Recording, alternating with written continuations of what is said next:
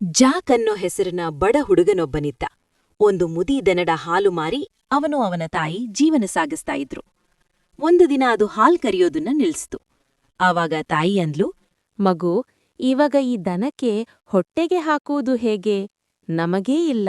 ಇದನ್ನು ಸಂತೆಗೆ ಕೊಂಡೊಯ್ಯು, ಯಾರಿಗಾದರೂ ಕೊಡು, ಸ್ವಲ್ಪ ದುಡ್ಡು ತಗೋ, ಸಣ್ಣದಾಗಿ ಒಂದು ವ್ಯಾಪಾರ ಮಾಡೋಣ. ಜಾಕ್ ಸರಿ ಅಂತ ದನದ ಮೂಗುದಾರ ಹಿಡ್ಕೊಂಡು ಸಂತೆಗೆ ಹೊರಟ. ದಾರಿಲಿ ಒಬ್ಬ ಹಣ್ಣು ಮುದುಕ ಸಿಕ್ಕಿದ. ಹಾಗೇ ಹೀಗೆ ಮಾತಾಡ್ತಾ ಇರುವಾಗ ವಿಷಯ ತಿಳಿದುಕೊಂಡ. ಮಗು, ಈ ಮುದಿ ದನಕ್ಕೆ ಯಾರೂ ಏನೂ ಕೊಡಲ್ಲ.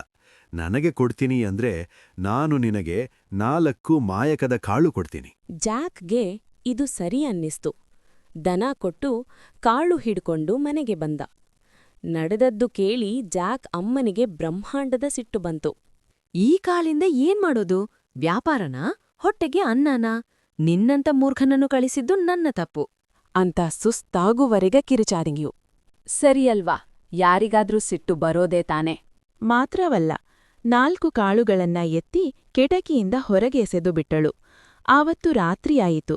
ಮಗನಿಗೆ ಉಪವಾಸವಾಯಿತು. ಮಾರನೆಯ ದಿನ ಬೆಳಗ್ಗೆ ಒಂದು ವಿಚಿತ್ರ ನಡೆದಿತ್ತು. ಹಿಂದಿನ ದಿನ ಆ ಮಾಯಕದ ಕಾಳು ಅಲ್ಲಿರಲಿಲ್ಲ. ವಿಚಿತ್ರ ಅಂದ್ರೆ ಅವರ ಹಿತ್ತಲಿನಲ್ಲಿ ಒಂದು ಬಟಾಣಿ ಕಾಳಿನ ಬಳ್ಳಿ ಬೆಳೆದಿತ್ತು.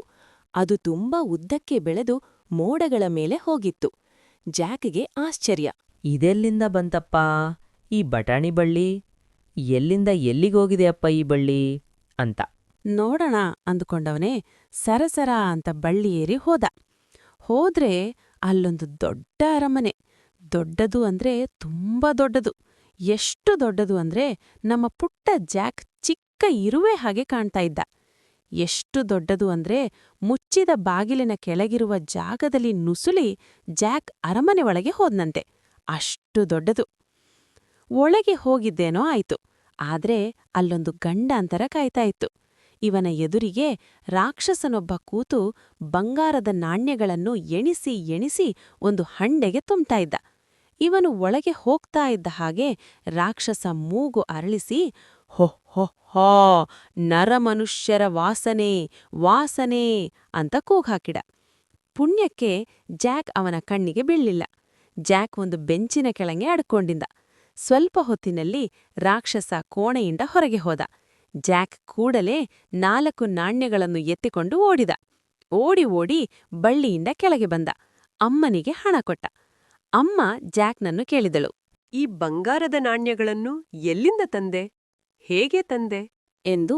ಜಾಕ್ನ ಅಮ್ಮ ಆ ಬಂಗಾರದ ನಾಣ್ಯಗಳನ್ನ ನೋಡಿ ಆಶ್ಚರ್ಯಚಕಿತಳಾದಳು. ಹೀಗೆ 1 ವರ್ಷ ಅವರು ಹೊಟ್ಟೆ ತುಂಬ ತಿಂದು ಸುಖವಾಗಿದ್ರು. ಹೀಗೆ ಜಾಕ್ ಆಗ ರಾಕ್ಷಸನ ಅರಮನೆಗೆ ಹೋಗಿ ಚಿನ್ನದ ನಾಣ್ಯ ತರ್ತಾ ಇದ್ದ. ಒಂದು ದಿನ ಹೀಗೆ ನಾಣ್ಯ ತರೋಕ್ಕೆ ಹೋದಾಗ ರಾಕ್ಷಸ ಒಂದು ಕೋಳಿ ಹಿಡ್ಕೊಂಡ್ ಕೂತಿದ್ದ. ಸ್ವಲ್ಪ ಸಮಯದ ನಂತರ ಕೋಳಿ ಒಂದು ಮೊಟ್ಟೆ ಹಾಕಿತು. ಅದು ಅಂತಿಂಥ ಮೊಟ್ಟೆಯಲ್ಲ, ಚಿನ್ನದ ಮೊಟ್ಟೆ. ಮೊಟ್ಟೆ ಎತ್ಕೊಂಡು ರಾಕ್ಷಸ ಅತ್ತ ಹೋದ ಕೂಡಲೇ ಜಾಕ್ ಕೋಳಿನ ಎತ್ಕೊಂಡು ಮನೆಗೆ ಓಡಿ ಅಮ್ಮನಿಗೆ ಕೊಟ್ಟ. ಮತ್ತೆ ಒಂದು ದಿನ ಹೀಗೆ ಹೋದಾಗ ರಾಕ್ಷಸ ಒಂದು ಕೊಳಲಿಗೆ ಆಜ್ಞೆ ಕೊಡ್ತಾ ಇದ್ದ. ಹಾಡು ಕೊಳಲೆ ಹಾಡು, ಮುತ್ತಿನ ಮಳೆ ಸುರೀಲಿ ಅಂತಿದ್ದ. ಹಾಗಂದ್ಕೂಡ್ಲೆ ಕೊಳಲು ಸುಮಧುರವಾಗಿ ಹಾಡಕ್ಕೆ ಶುರು ಮಾಡ್ತು. ಆವಾಗ ಅದರ ಸುತ್ತಮುತ್ತ ಮುತ್ತು ಸುರಿಯಕ್ಕೆ ಶುರುವಾಯ್ತು. ಅದರ ಗಾಯನ ಕೇಳ್ತಾ ರಾಕ್ಷಸ ನಿದ್ದೆ ಹೋದ. ಅವನು ನಿದ್ದೆ ಮಾಡಿದ್ದೇ ಸೈ. ಜಾಕ್ ಅದನ್ನೆತ್ಕೊಂಡು ಓಡಕ್ಕೆ ಶುರು. ಅರಮನೆ ಬಾಗ್ಲು ದಾಟ್ಲಿಲ್ಲ. ಕೊಳಲು ಕಿರುಚೋಕೆ ಶುರು ಮಾಡ್ತು. ನನ್ನ ಯಾರೋ ಕತ್ಕೊಂಡ್ ಹೋಗ್ತಾ ಇದ್ದಾರೆ, ಕಳ್ಳ ಅಂತ ರಾಗವಾಗಿ ಕಿರುಚಿತು. ಕೂಡಲೇ ರಾಕ್ಷಸ ಎಚ್ಚರಗೊಂಡ. ಪೀ ಪೀ ಪೋ ಪೋ ಎಂದು ಕಿರುಚಿದ. ನರಮನುಷ್ಯನ ವಾಸನೆ ಅಂತ ಅವನು ಕಿರುಚೋಕೆ ಶುರು ಮಾಡ್ದ. ಜಾಕ್ ಕೊಳಲನ್ನು ಅಪ್ಪಿ ಹಿಡಿದು, ಶ್ ಕಿರುಚಬೇಡ, ನಿನ್ನನ್ನ ಕೆಟ್ಟ ರಾಕ್ಷಸನ ಕೈಯಿಂದ ಪಾರು ಮಾಡ್ತಾ ಇದ್ದೀನಿ, ದಯವಿಟ್ಟು ಸುಮ್ಮನಿರು ಅಂತ ಬೇಡಿಕೊಂಡು ಇನ್ನೂ ಜೋರಾಗಿ ಓಡಿದ. ಅಷ್ಟರಲ್ಲಿ ರಾಕ್ಷಸ ಬಾಗಿಲು ತೆರೆದು ಇವನನ್ನ ಓಡಿಸಿಕೊಂಡು ಬಂದ.